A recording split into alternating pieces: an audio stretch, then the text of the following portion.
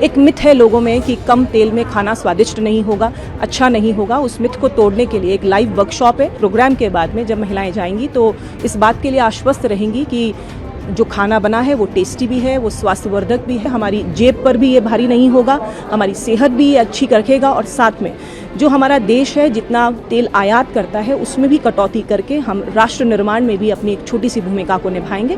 देखिए, प्रधानमंत्री जी ने 7 अपीलें देशवासियों से की। उनमें से एक महत्वपूर्ण अपील ये है कि कम तेल जो है वो खाने में इस्तेमाल किया जाए और उसी से इंस्पायर होकर हमने एक वर्कशॉप यहाँ रखी है। एक मिथ है लोगों में कि कम तेल में खाना स्वादिष्ट नहीं होगा, अच्छा नहीं होगा। उस मिथ को तोड़ने के लिए एक लाइव वर्कशॉप है।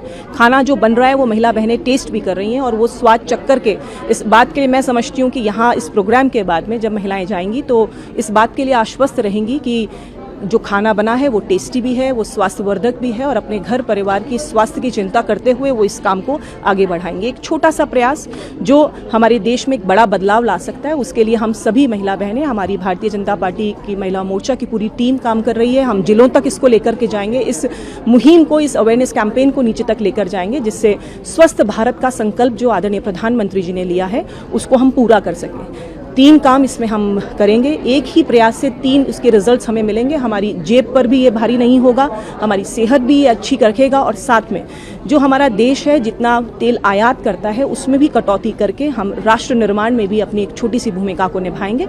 मैं समझती हूँ कि जो हमारे साथ लोग हैं वो इस पूरे अभियान में हमारा साथ देंगे और इस नवाचार में हम लोग आगे बढ़कर धरातल तक लेकर जाएंगे। आप ये मुहिम शहर तक ही रहेगी, ग्रामीण तक भी लेके जाएंगे? देखिए, प्रयास ग्रामीण तक भी रहेगा क्योंकि आजकल समस्याएं ग्रामीण एरिया में भी है। आप देखें कि छोटे छोटे बच्चों में हार्ट अटैक की समस्याएं, सांस फूलने की समस्याएं, शारीरिक समस्याएं जो है वो लगातार छोटी उम्र में देखने को मिल रही है। तो कहीं ना कहीं खान पान में बदलाव करने की जरूरत है।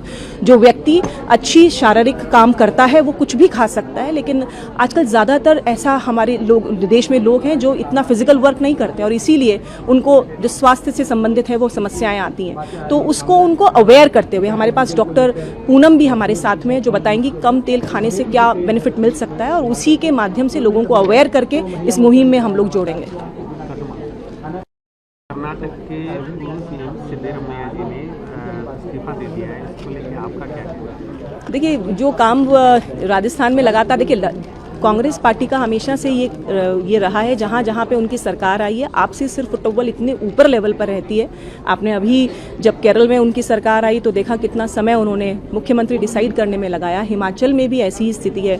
ऐसे ही कर्नाटक के अंदर जो सिर्फ फुटबॉल है वो इतनी ऊपर है कि जनता का काम करने का उनके पास समय ही नहीं है। सरकार आएगी जाएगी, बचाएंगे, इसी प्रयास में लगातार कांग्रेस रहती है और यही काम वहाँ पर भी हो रहा है। कई जद्दोजहद के बाद ये हुआ और आप समझते हैं कि किसी भी स्टेट में अगर पार्टी सिर्फ इसी काम में लगी रही कि कौन मुख्यमंत्री होगा, जैसा राजस्थान में भी हमने गहलोत और पायलट के बीच में द्वंद्व देखा, तो जनता का काम हो नहीं सकता। इसलिए दुर्भाग्य है कि कर्नाटक को अब जो 2 साल का समय है वो निकालना ही पड़ेगा क्योंकि ये द्वंद्व जो है वो अभी भी खत्म नहीं होगा वहां पर कांग्रेस पार्टी के बीच में।